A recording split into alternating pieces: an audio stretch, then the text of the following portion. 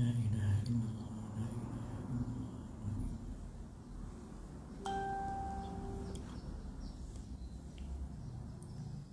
Ya. Ya.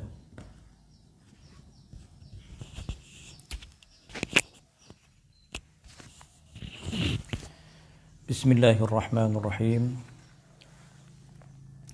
إلى حضرة النبي محمد المصطفى صلى الله عليه وسلم وآله الكرام وأصحابه العظام، خصوصا لهذه النية المباركة الفاتحة. أعوذ بالله من الشيطان الرجيم. بسم الله الرحمن الرحيم. الحمد لله رب العالمين الرحمن الرحيم مالك يوم الدين. إياك نعبد وإياك نستعين. اهدنا الصراط المستقيم صراط الذين أنعمت عليهم غير المغضوب عليهم ولا الضالين. آمين. بسم الله الرحمن الرحيم. الحمد لله رب العالمين، والصلاة والسلام على أشرف الأنبياء والمرسلين وعلى آله وصحبه أجمعين. اللهم صل وسلم وبارك على مولانا محمد النور المذهب للنسيان بنوره، وعلى آله في كل لمحة ونفس عدد ما وسعه علمك. اللهم بارك لنا في رجب وشعبان وبلغنا رمضان. إلهي اللهم إلهي أنا عبدك الجاهل وأنت رب العليم، فعلمني من علمك يا عليم. اللهم إني أتوجه به إليك يا سيدي يا رسول الله. إني توجهت بك إلى ربي في تيسير أمري وقضاء حاجتي. اللهم شفعه فينا يا رب العالمين. صلى الله على سيدنا محمد وعلى آله وصحبه بارك وسلم. الحمد لله رب العالمين. أما بعد. السلام عليكم ورحمة الله وبركاته. Sidang jemaah para penonton yang dirahmati Allah Subhanahu wa taala sekalian. Apa khabar semua pada pagi ini? Alhamdulillah. Kita doakan semua berada dalam keadaan yang bahagia, ceria, dalam keadaan keberkatan dan kemuliaan bersama dengan Izzul Islam, kemuliaan Islam, kemuliaan bersama Nabi SAW, ya, kebenaran dan kebaikan ketika kita telah berada pada 3 Rajab pada hari ini. Alhamdulillah. Untuk kita melanjutkan perbincangan tentang jalan ataupun kaedah untuk kita menuju Allah Subhanahu wa taala. Okey. Tuan-tuan, kita masih bersama dengan Al-Imam Qutubuddin Ad-Dimashqi dalam risalah beliau, Risalah Al-Makkiyah, yang cuba kita lihat setelah beberapa minggu kita berbicara tentang Al-Khalwah, ya, tentang jalan untuk kita menggilap potensi hati kita dengan berkhalwah, dengan meninggalkan kotoran daki habuk dunia, dengan uzlah, dengan tahannus, tuan-tuan, dengan disebut oleh sebahagian para ulama, tuan-tuan, khalitun nasa bi abdanikum wa zayiluha wa zayiluhum bi qulubikum, ya kan? Kita bercampur dengan manusia, tuan-tuan, kita bermasyarakat, ya, bersosial, tetapi tidak menghanyutkan hati kita, merosakkan iman kita, supaya kita terus, tuan-tuan, dalam konsep khalwah itu kita bermujahadah sehinggalah Allah buka pintu hati kita. Kita tak nak, tuan-tuan, biji mata kita terbuka tapi hati kita buta, ya. Maka inilah intipati yang telah kita bahaskan pada kelas-kelas yang lalu. Maka kita nak teruskan, qala faslun fi dawami dzikrillah taala, fasal pada membahaskan mengenai zikir Allah, zikrullah, zikrud daim, zikir yang berterusan, yang sentiasa, tuan-tuan. Ini merupakan poin kelima yang disebutkan oleh Imam Junaidul Baghdadi rahimahullahu taala wa radhiyallahu an. Yang siapa tidak kenal Imam Junaid, yang merupakan Sayyidul Taifah, yang merupakan tokoh penting dalam mendidik, dalam membimbing hati kita, suluk kita untuk sampai kepada Allah Ta'ala, menerusi jalan dan pintu Rasulullah sallallahu alaihi wasallam. Saya ulang balik, beliau gariskan 8 syarat. Yang pertama, dawamut taharah, Taharah ni kita dah baca tahun lepas lagi, bulan 12. Kemudian dawamus saum, ya, yang puasa Rajab steady teruskan. Dawamus sukut, tidak banyak bercakap, yang ketiga. Yang keempat dawamul khalwah, yang telah kita bahaskan yang sekarang ni, iaitu memperbanyakkan, meneruskan senantiasa berzikir la ilaha illallah. Okey tuan, ini poin yang kelima lah. Baik, iaitu kata Syekh rahimahullahu taala, ya, maksud dawamu zikrillahi taala bil lisan, lisan kita, tapi kita usahakan untuk huduril qalb, dengan hati. Lisan menyebut, hati pun hadir.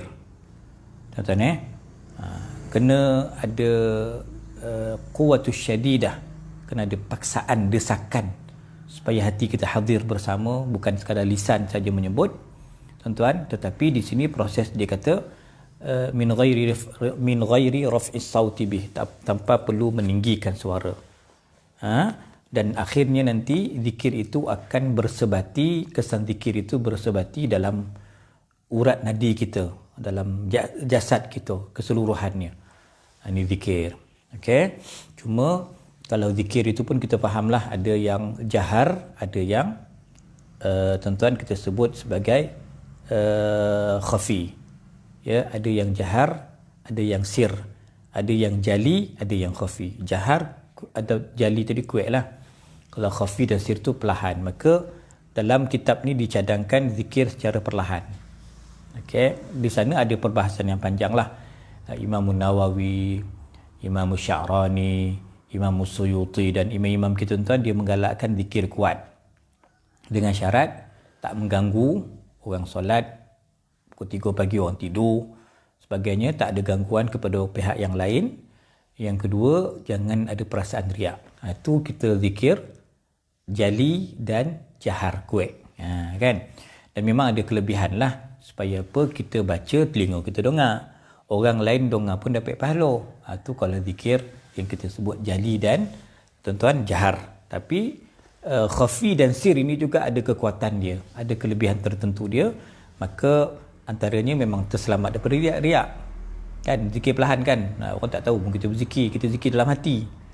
Ni perlahan, lafaz, tapi ada zikir nanti dalam hati sahaja. Tuan-tuan, ini jenis-jenis zikir lah dari sudut intonasi dia. Dan dikatakan kalau zikir jahar itu zikir Sayyidina Umar. Dan dikatakan zikir sir itu zikir Sayyidina Abu Bakar As-Siddiq radhiyallahu anhuma. Semuanya ada dasar, ada asas, ada sandaran. Okey. Qala seafdal zikir, tuan-tuan, la ilaha illallah. Ini kita maklum. Okey. Dan memang Allah Subhanahu wa taala mengajar nabinya sallallahu alaihi wasallam dengan kalimah tauhid ini, kalimah thayyibah.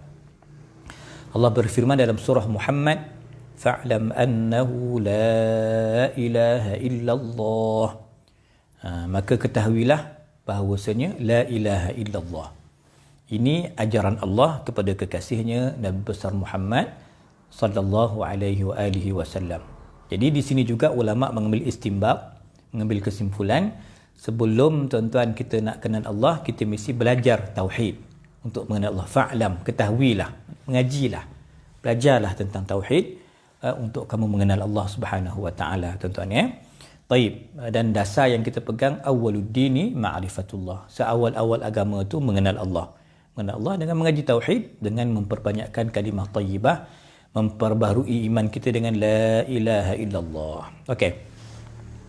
Qala, kata Syekh Qutubuddin, apabila orang yang berzikir itu senantiasa untuk melatih lisannya, lidahnya untuk berzikir la ilaha illallah, la ilaha illallah, lidah menyebut, dan hatinya begitu fokus, hadir, dan begitu memuliakan kalimah yang mulia ini, la ilaha illallah ini, ya, maka tuan-tuan, insya-Allah, ya, ia akan membawa kepada zikir lisan tadi tu akan menjadi zikir hati. Lidah menyebut, mulut menyebut, hati pun mengikut sama. Akhirnya sebatilah. Ya, tuan-tuan, sebati itu dengan erti kata datangnya ketenangan, itmi'nan. Dan kalimah tenang ni memang dalam Quran kita biasa dengar suratul Ra'd. Ala bi dzikrillahi tatma'innul qulub. Bahawasanya dengan mengingati Allah, hati akan jadi tenang. Ni dia. Kan? Tapi kalau kita sebut Allah hati tak tenang, itu masalah tu. Apatah lagi menyebut nama Allah gelisah, itu munafik tu. Ya, kita berlatih tuan-tuan, kita latih lisan kita dululah walaupun hati tak hadir lagi, tapi tetap kita melatih diri kita, tuan-tuan, mulut kita basahkan dengan zikrullah. Kan tuan-tuan. Orang yang dah tenang ni pula tadi, kenapa tenang? Setelah lisannya berzikir, hatinya hadir, dia akan rasa mesra dengan Allah, jinak dengan Allah. Maknanya kalau dia tak berzikir, dia mati. Kata Sayyidi Ahmad bin Idris Al-Hasani radhiyallahu an, kita jadi macam ikan. Ikan kalau tak dapat air, dia matilah. Kan? Ikan mesti hidup dalam air.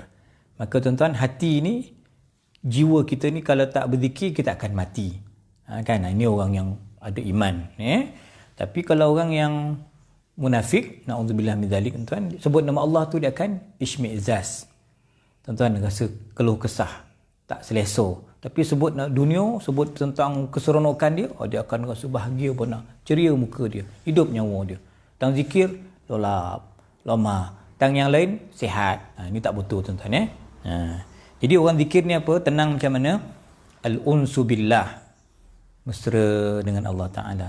Tuan-tuan, dalam masa yang sama, dia akan mula menjauhkan diri daripada perkara-perkara yang tidak sepatutnya. Kan? Wa yastauhishu anil khalq. Maksudnya tadi dia akan berkait tentang khalwah yang kita bincangkan pada syarat yang keempat. Orang zikir, tuan-tuan, dia dah mula meninggalkan perkara-perkara yang tidak sepatutnya. Zikirnya tadi tu pula, tuan-tuan, tenggelam dia, fana dia, khusyuk dia. Tuan-tuan, pasrah dia dengan Allah Ta'ala dalam zikir dia. Dan nanti sampai peringkat kalau syekh diizinkan, kalau tok guru dia izinkan, dah kurang dah zikir lisan dia, tetapi yang lebihnya zikir hati. Ini saya percaya dalam manhaj tariqah An-Naqsyabandiyah, mereka lebih memfokuskan zikir sir, tuan-tuan, kan. Zikir hati, kemudian dia akan sibuk bertawajuh kepada Allah Ta'ala. Penghadapan, tuan-tuan, wajah tu wajhiya lilladzi fatara samawati wal ard. Tawajuhnya ialah kepada Allah. Itulah, dah tak nampak makhluk, dah tak nampak dunia. Allah, itulah tujuan dia. Ya, tuan-tuan, supaya apa? Orang zikir begini, tuan-tuan, dah kuat hatinya untuk berzikir, walaupun lisannya tak menyebut, tapi hatinya berterusan zikir daim. Yang sentiasa ingat Allah Ta'ala, supaya apa? Dia tak tergolong dalam kumpulan yang munqati'in, yang terputus zikirnya. Kan? Dia terus menerus zikir, tuan-tuan. Inilah dia yang merupakan hasrat kita, cita-cita kita, harapan kita, doa kita, pengharapan kita semua, supaya kita sentiasa ingat la ilaha illallah qalban, dalaman, wa qaliban, hati. Qalban wa qaliban, pemikiran kita dan tindakan kita semuanya atas tindakan la ilaha illallah. Sebati kita, pemikiran kita, tindakan kita semua la ilaha illallah. Ini power, tuan-tuan, daripada kesan zikir yang benar, yang betul. Okey. Qala al-Baihaqi, kata Imam Baihaqi, tuan-tuan, Imam Muhaddis, saya ada satu kitab Imam Baihaqi ni, kitab Fadail Awqat. Taubat sikit lah kitab ni, kan. Ustaz Syed atau Mufti punya. Ini adalah cerita tentang fadilat bulan-bulan, termasuk bulan Rajab lah. Okay, tuan-tuan. Jadi disebutkan doa Allahumma barik lana fi Rajab wa Sya'ban wa ballighna Ramadan, ada amalan-amalan wirid, antaranya kita baca Allahumma ghfirli warhamni wa tub alayya, ataupun rabbighfirli warhamni wa tub alayya, 70 kali pagi, 70 kali petang. Sebab tu malam tadi saya di Masjid Kampung Payo, alhamdulillah, walaupun COVID ni orang ramai, malam tadi catatan dalam buku daftar rekod tu, yang cek suhu tu ada dalam 150 orang malam tadi, alhamdulillah. Ya. Kita share, tuan-tuan, saya share pengalaman saya 20 tahun lepas dengan arwah Tok Syahri. Dia ada tulis pada papan hijau, whiteboard papan hijau di surau dulu tu, surau Kampung Payo, tulis wirid ataupun zikir istighfar Rajab, Rabbighfirli warhamni wa tub alayya. Mana dapat amalan ni? Daripada Tuan Guru Syekh Dato' Abdullah Sijang. Itulah amalan Tuan Guru Ustaz Razak dan Ustaz Hashim, murid-murid kepada Tuan Guru Syekh Abdullah Sijang. Tuan-tuan, Rabbighfirli warhamni wa tub alayya. Jadi jangan putus zikir. Ya, tuan-tuan sekalian. Okey, kembali kepada Imam Baihaqi tadi. Imam Baihaqi, tuan-tuan, faqih dalam mazhab Syafi'i, seorang ulama hadis. Tuan-tuan, ketika mana dikatakan, dicatatkan, su'ila Abu Yazid Al-Bustami rahimahullahu ta'ala an haqiqatil ma'rifah. Imam Abu Yazid Al-Bustami pernah ditanya tentang apakah itu hakikat ma'rifah, hakikat mengenal Allah. Tuan-tuan, maka Imam Abu Yazid kata apa? Al-hiratu bi dzikrillahi ta'ala. Tuan-tuan, iaitu apa? Kita zikir ni sampai maqam fana, kehairanan, ketekunan, begitulah tuan-tuan. Sebut nama Allah, begitu jazbah dia. Kan? Ketika mana Imam Abu Yazid ditanya tentang hakikat ma'rifah, itulah zikrullah. Ketika ditanya tentang hakikat kejahilan, dia kata apa? Orang yang cuai, lalai daripada mengingati Allah. Tuan-tuan nampak tak? Kan? Jadi apa dia jahil? Jahil ni bukan butuh huruf. Jahil ni bukan tak pandai baca kitab. Jahil ni ialah orang yang cuai, lalai daripada zikrullah, mengingati Allah Subhanahu wa taala. Ini perkataan Sayyidina Imam Abu Yazid Al-Bustami, Sayyidus Sadati Sufiyah, Arif Kabir, tuan-tuan, Abu Yazid Taifur Al-Bustami, tuan-tuan, yang terkenal juga dengan gelaran Sultanul Arifin. Okey tuan-tuan, tarikat dia tarikat Taifuriyah ataupun Bustamiyah. Okey, baik. Tapi tarikat ni agak tak terkenal di tempat kita lah. Kembali tuan-tuan.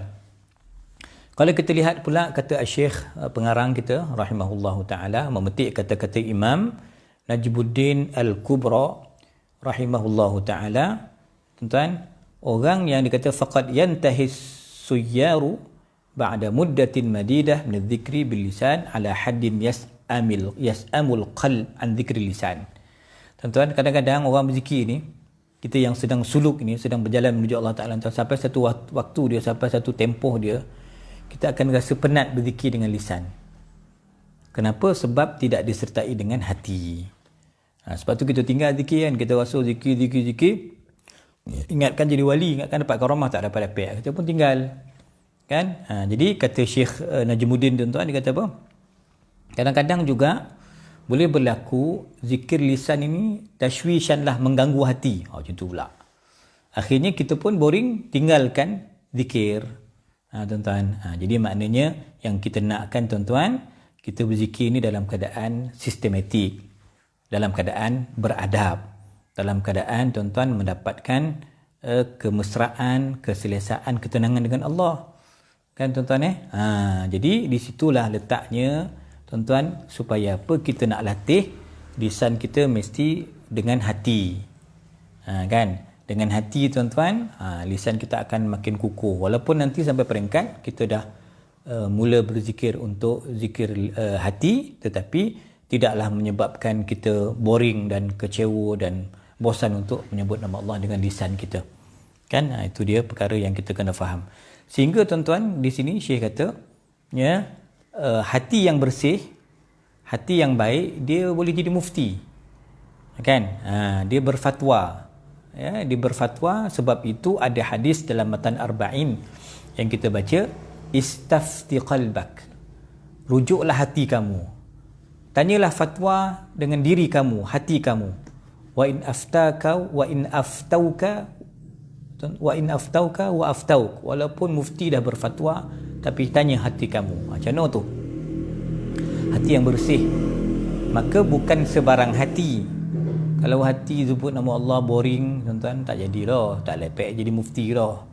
Hati ni, tuan-tuan, kalau kita rujuk apa yang saya rujuk dalam karya yang disyarahkan, matan arba'in yang disyarahkan oleh Syekh Ibrahim Mar'i, salah seorang ulama Al-Azharus Syarif, kata beliau, ini cerita Wabisah kan, Wabisah bin Ma'bad radhiyallahu an. Beliau ni merupakan seorang yang datang untuk mengaji dengan Nabi SAW. Wabisah bin Ma'bad radhiyallahu an. Maka Nabi tengok potensi Wabisah ni orang soleh, sahabat yang bersih hatinya. Maka Nabi kata, kau dan bagi kelulusan ijazah untuk jadi mufti, kau boleh cari jawapan sendiri. Kau tak payah ikut mazhab Sayyidina Abu Bakar, kau tak payah ikut mazhab Sayyidina Umar, kau ikut mazhab sendiri. Nabi kata sebab apa? Asasnya Wabisah bin Ma'bad ni, tuan, orang yang telah bersih hatinya. Boleh. Jadi Kita berzikir ni untuk apa? Nak nunjuk ke orang ke? Nak dapat karamah ke? Bukan. Kita nak zikir kerana nak kenal Allah, nak dekat dengan Allah, tuan-tuan sekalian. Maka dengan dekat dengan Allah, lisan kita, hati kita yang bersih nanti insya-Allah akan dapat tajalliyat, ilham-ilham yang baik, fatwa-fatwa yang bernas. Ini kenapa? Hasil zikir yang telah berjaya menyucikan hatinya. Kan dia umpama tuan-tuan, hati kita kan akan berkarat macam bosi. Maka nak hilangkan karat itu ialah dengan zikrullah. Okey tuan. Maka kata Syekh lagi di sini, kata Al-Imam Qutubuddin Ad-Dimashqi, lepas itu justru itu zikir tadi itu akan bertukar kepada zikir yang memang sepenuhnya ketuhanan. Tadi kemanusiaan, lisan kita, pemikiran kita, hati kita. Tapi kalau zikir dengan pimpinan guru, Syekh, ada sanad pula, ada bai'ah pula tuan-tuan. Cara betul, bersuluk, berkhalwah, sebut elok-elok, ingat betul-betul, maka orang tadi itu memang betul-betul sepenuhnya akan jazbah, akan fana, akan hayrah dengan zikrullah. Kan? Jadi apa yang disebut tuan-tuan? Allah. Tuan-tuan akan terus ingat Allah, akan gelisah kalau tidak dapat menyebut nama Allah, akan tuan-tuan tenang hatinya dengan Allah, akan gelisah dengan hatinya kalau dengan selain Allah. Ini tuan-tuan kesan zikir. Okey, sikit lagi. Faslun, tuan-tuan, dia kata apa? Fi dzikri wa fi anna salahal qalb biwasitati dzikir. Nak baikkan hati, zikir. Nak elokkan hati dengan zikir, tuan-tuan. Maka Allah menjadikan tuan-tuan kebaikan hati kita iaitu dengan perantaraan zikrullah. Tuan-tuan, dengan zikir. Sebab apa? Hati kita ini, tuan-tuan, merupakan tempat pandangan Allah. Tuan-tuan, maka Allah suka kita menyebut namanya. Dengan menyebut nama Allah, senantiasa zikir kepada Allah, tuan-tuan, kita dapat yataghadza wa yataqawwa. Ada ghidha, ada vitamin, ada makanan roh kita. Kan kita pagi ni sarapan apa? Handa sarapan kan. Kalau dia dah boleh buka ni 2 orang pun dia bawa 8 orang lepas kan pack meja tak? Makan, perut bagi konyang. Tak apalah. Tak ada salah dah kan. Tetapi tuan-tuan jangan sampai roh kita lapar. Jangan sampai hati kita kosong daripada zikrullah. Diisi hati kita dengan ghidha ruhi, makanan hati. Dengan zikir hati bersih. Dengan zikir hati bercahaya. Dengan zikir tuan-tuan kita sampai kepada makam as-safa. Sufi. Hening. Tuan-tuan tenang. Dunu, hampir kita dengan Allah Ta'ala. Tuan-tuan itulah hati yang Allah cinta. Itulah hati yang Allah suka, tuan-tuan. Hati para anbiya alaihi wassalatu wassalam. Hati para awliya. Kalau anbiya tadi dipanggil maqam an-nubuwah, maqam kenabian. Kalau awliya, tuan-tuan, disebut maqam al-wilayah, maqam kewalian. Ini semua hati-hati yang bersih. Kenapa, tuan-tuan? Zikir telah menguasai hatinya. Zikir telah menguasai lidahnya. Zikir telah menguasai pemikiran dan tindakannya. Hatinya bersih, cakapnya baik. Tuan-tuan, itu asasnya semua ialah kalimah La ilaha illallah. La ilaha illallah ni disebut 2 kali dalam Quran. 2 tempat. Satu kata Syekh, tuan-tuan, dalam surah As-Saffat ayat 35. Yang kedua tadi kita dah baca surah Muhammad ayat 19. Tuan-tuan tengok Allah sebut dalam Quran, wa idza qila lahum la ilaha illallah yastakbirun. Apabila dikatakan kepada mereka orang kafir, orang munafik, orang yang tak ada hidayah dan taufik ni, tuan-tuan, la ilaha illallah, la ilaha illallah, mereka enggan, mereka reject, mereka melawan, takabur. Tuan-tuan itu satu ayat dalam surah As-Saffat. Ayat kedua dalam surah Muhammad, fa'lam annahu la ilaha illallah. Allah itulah Tuhan yang selayaknya kita sembah. Tuan-tuan, tidak ada Tuhan melainkan Allah Subhanahu wa taala. Maka tauhid kita tidak akan sempurna, tidak akan sah tanpa la ilaha illallah. Ini merupakan ismul a'zam, nama yang paling agung, zikir yang paling besar, afdalul zikri, seafdal zikir itu la ilaha illallah. Ini hadis daripada Imam Ibnu Majah, Imam Tirmizi, Imamun Nasa'i, tuan-tuan Sebaik-baik zikir la ilaha illallah, la ilaha illallah, sehingga kan Imam Sahal bin Abdullah At-Tustari rahimahullahu taala kau apa tuan-tuan? Laisa liqaulin la ilaha illallah thawabun ila an-nazar ila wajhillahi azza wa jal wal jannatu thawabul a'mal. Tuan-tuan, pahala ganjaran la ilaha illallah tu apa? Lafaz la ilaha illallah, kalimah la ilaha illallah tu ganjarannya apa? Iaitu melihat wajah Allah dalam syurga lah. Tuan-tuan kan, orang yang ada kalimah la ilaha illallah itulah ahli syurga.